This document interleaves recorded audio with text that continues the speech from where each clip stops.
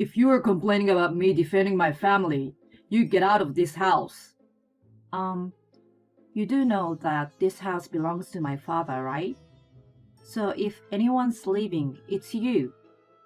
If your sister is so important to you, why don't you rent an apartment and live there with her and her child? I doubt whether your salary is enough to cover expense for the three of you, though. Shut up! Don't you dare make fun of me! With this, my husband slaps me on the cheek. Oh, That's what happens when you disobey me. If you don't want it to happen again, do as I say.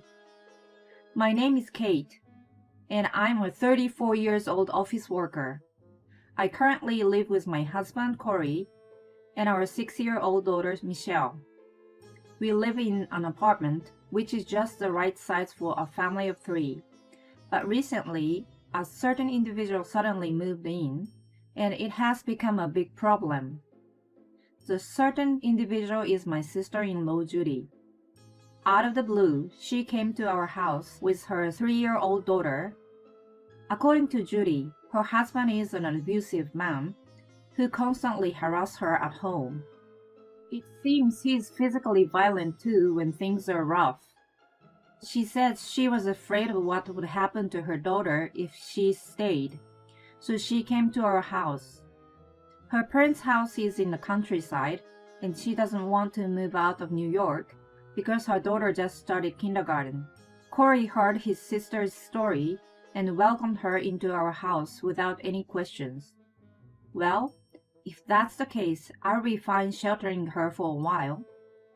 This is what I thought at first. However, I gradually began to doubt whether Judy was speaking the truth. It's already been a month since she came here, but she hasn't shown any signs of preparing for divorce or looking for a new room or job. For a while, I guess it was necessary for her to take time to calm down and relax. But it's been a month. It's not wrong for me to think she should be making some kind of move. And I haven't heard whether her husband's been in touch either. I think maybe she's told Corey, so I try to ask him. But he says weird things such as, I can't tell you, it's Judy's private matters. Corey is not the only one working and financially supporting the household, and I'm actually the one managing the living expenses and making sure ends meet. So I need to know how long Judy will be staying with us. Well, to be honest, I want her to leave as soon as possible. If Corey won't do anything, I will have to speak to Judy myself. Judy, when are you getting a divorce? Have you hired a lawyer? Have you found a room? But when I ask her these questions, she replies, Oh no, I'm still too weak to go through all that. Acting like this vulnerable being all of a sudden. But she eats so much of my cooking every day and goes out at night leaving her daughter with me. Most of the time, she comes home stinking of alcohol. When I point this out to Corey, he just says, She had a tough time with her husband, repressing her, let her be. and does nothing. I had no idea because I didn't know Judy too well. But it seems Corey loves his sister too much. She is spoiled because of him. That's why she gets carried away and doesn't listen to me. Lately, I think she's gotten too used to living in our house. She's always lounging on the couch. Even before I go to work, she's there on the couch. And when I come home from work, she's still there. She doesn't help with any of the housework, leaving the aircon on, and uses our groceries for her lunch without permission. So when I came home, the groceries I was going to use for dinner are gone. Sometimes I would have to go to the supermarket again to buy more. This continues, and before I know it, 2 months has passed since Judy and her daughter first came to our house. I really can't take it anymore. Can you please talk to her as an older brother? My patience is at an end. So one day, I asked Corey to tell his sister to get her act together. What? You're going to treat my sister that poorly? She's my family. How can you say that? I let her stay here 2 months even though she's done nothing. Isn't that generous enough? 2 months is more than enough time to get divorced and work sorted out. But she stays here every day doing absolutely nothing, only to leave the house at night to go and do whatever she pleases. I'm telling you, it's just her way to relieve the stress of what she has been through. We have passed the period completely. It's time for her to move on. With this, Corey snaps back at me. Shut up! You know my sister suffered. You cold-blooded devil. Don't you have a human heart? I didn't think you were so cruel. For once, I cannot back down. Okay, then you help me with the housework. Huh? Help me with the housework. We both work. So why am I the only one doing the housework and taking care of Michelle? If you care so much about your sister, then take care of this house too. At least drive Michelle to kindergarten. You've never done anything. You know that? It's not like you're going through a rough time right now, not like your sister. So you should be capable. With this, Corey doesn't know what to say. I guess he can't talk back because everything I said is right. All he can say to me is this. Well, that's her job as a wife. Huh? What was that? Are you harassing me? You say you're upset that Judy's husband is harassing her, but it's okay for you to do the same to me? That's not what I... Can I ask you to drive Michelle from now on? Okay. The problems with my sister-in-law haven't been solved at all, but for now, I'm glad that my husband is going to help me with our daughter. But this doesn't lessen my workload as much as I thought. Michelle goes to the ballet class, and it is my job to drive her there. She goes to ballet every Saturday, and Corey says he's worried about Judy and her daughter Amy. So he says he has to stay home with them. Well, I never expected him to drive Michelle on Saturdays too. But the problem is that the house is always a mess when I return. And I'm the one who has to clean up after them. When I ask Corey if he can at least keep the house tidy, he says, I'm tired from all the driving, so let me rest on a Saturday. When I ask Judy to help with the housework, Corey says she doesn't need to. So there she is every day just sitting on her ass. It's like she's princess. And Corey seems to be more fond of Amy, his niece, than his own daughter.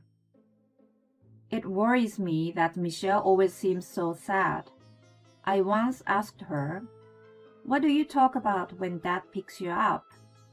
But she replied with, "We don't. Dad never says a word." When I heard this, I was absolutely mortified. I had no idea that he wouldn't talk to his own daughter at all. After hearing this, I'm filled with anger toward Corey, because he talks to Amy so much, to the point that even she would find annoying. My life has truly been stressful and emotionally draining since Judy's arrival. If she's going to stay any longer, I will have to come up with some measures for my own sake. And the timing to make her move comes faster than I thought. It is while I am in the bath, taking my time to relieve myself from all the stress, when I suddenly hear Corey shouting. I am so startled that I fling on my clothes and rush into the living room. Michelle, do you know what you just did, huh? As I reach the living room, I see my daughter trembling in fear with tears rushing down her face. Corey is red-faced and angry. No matter how many times Michelle apologizes, he yells, You disgusting child! We need to beat that mean personality out of you. And won't listen to her at all. Hey, calm down. Think of what you're saying to her. I immediately stand between my husband and daughter, protecting her. Tell me what happened. I will decide whether you can tell Michelle off or not once I know what happened. Michelle pushed Amy. She shoved her onto the floor. What? How dare she push my sister's daughter? I don't remember raising such a bad girl. I can't believe it. My daughter is always kind and gentle. I can't believe she would push her cousin so violently. However, looking toward my sister-in-law and her daughter, I see that Judy is hugging and calming down on crying Amy. It was terrible things to do. You have to properly punish her, Corey. Glaring at Michelle, Judy eggs my husband on. Wait a minute. Maybe Michelle did push Amy, but why did she? She wouldn't do something like that without reason. With this, Corey replies, Amy wanted to read the book Michelle was reading, and then she pushed her. That was his explanation. Maybe it's just me, but it feels like he's leaving out some important points. Michelle, I won't be angry, so can you tell me the truth? The book you were reading, was it pulled away from you? I asked gently, and she nods. Maybe you were trying to keep hold of it, and then Amy's hand slipped and she fell over? Michelle nods repeatedly. I turned to Corey again. That's not what you told me. Michelle was shocked by the sudden pull, so she just tried to protect herself. She didn't push Amy. Shut up! That doesn't change the fact she hurt my precious niece. What are you saying? That your niece is more important than your daughter? Of course she is. My family is the most important thing to me, which makes my sister's child precious to me as well. If you're complaining about me defending my family, you get out of this house. I'm disgusted. This man has lost it. No matter how hard I try, we'll never understand each other. You do know that this house belonged to my father, right? With this, my husband looks startled. Judy seems upset too. Huh? What do you mean? She says. So, if anyone's leaving, it's you. If your sister is so important to you, why don't you rent an apartment and live there with her and her child? You will be happy, right? Because you love your sister so much. I doubt whether your salary is enough to cover expenses for 3 of you, though. It seems this was it for Corey. Shut up! Don't you dare make fun of me! With this, my husband slaps me on the cheek. Oh! I feel a twinkling pain in my cheek. It must be turning red too. That's what happens when you disobey me. If you don't want it to happen again, do as I say. I rub my cheek with my hand and say, Fine, I will do as you say and leave. Packing my belongings, I take my daughter's hand and head to my parents' house. My parents are livid when I tell them what happened. Divorce him. That's the only option. And I'm getting them to leave that apartment, says my father, the owner of the apartment. But I'm sure Corey won't leave the house that easily. So for the time being, I decide to do some research to be prepared. I contact my in-laws to gather information about Judy's husband. I thought they might know something about him. However, they say they haven't heard anything from Judy. On the contrary, according to them, Judy and her husband's relationship was going well. I become increasingly suspicious of Judy's statements. But I've only briefly met her husband Stan, and of course, I don't have his contact info. My in-laws always contacted him through Judy, so they don't know how to reach him either. I heard he works at a company named so-and-so. Why don't you try reaching out to them? They say. So I head off to the company where Stan works. I vaguely remember his face, so I should be able to recognize him at the office. I stand outside the company near the end of the working hours and find him. When I call out to him, Stan is startled. Then he hurriedly asks, Do you know where Judy is right now? For a moment, I wonder if Judy really was suffering from this man. But it seems this is not the case. I go to a coffee shop with him and see what he has to say. Apparently, it was Judy who was the terrible one. Does Corey know about this? Well, it doesn't matter. Stan says he wants to help. So with him and my parents, we head to my house to see Corey and Judy. When she sees Stan, Judy is in shock. How? How did you find me? Judy, you know you have to pay the compensation to me, right? It turns out Judy's words were all lies, and she was actually having an affair.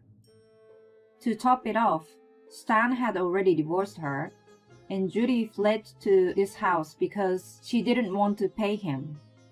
Stan didn't know how to contact Judy's parents, and he was too busy at work to visit them in the countryside. He was about to give up, unable to do anything about the situation.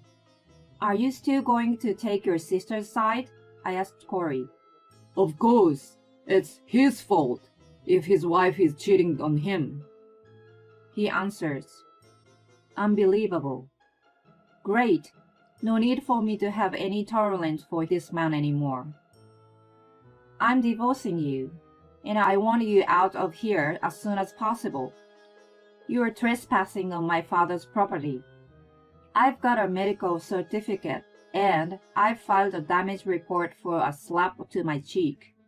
I'm going to file a lawsuit against you for inflicting injury. Hearing this, Corey starts to panic. Wait a minute. You're joking, right? I'm sorry, it was all my fault. We can talk about this. Corey begs me. Judy is begging Stan to forgive her as she has no money to pay the compensation, but there is no way we would forgive them. I never withdrew the report, so my husband is arrested and has to pay a fine. I also demand a divorce and child support through my lawyer. My ex-husband now has a huge debt. Judy has nowhere to run to anymore, so she has to pay the compensation too. Their parents find out about this incident and they disown Corey, while Judy is dragged back to their house. She is now being forced to work at their farm, and all her wages go to the compensation to Stan. Most of Corey's salary is used to pay off his debt, and he seems to be living a poor life. As for me, I've moved to an apartment near my parents' house, so Corey can't suddenly appear at my door. I'm enjoying spending my days with my daughter, just the two of us. She's now in elementary school, has new friends, and seems much happier than before.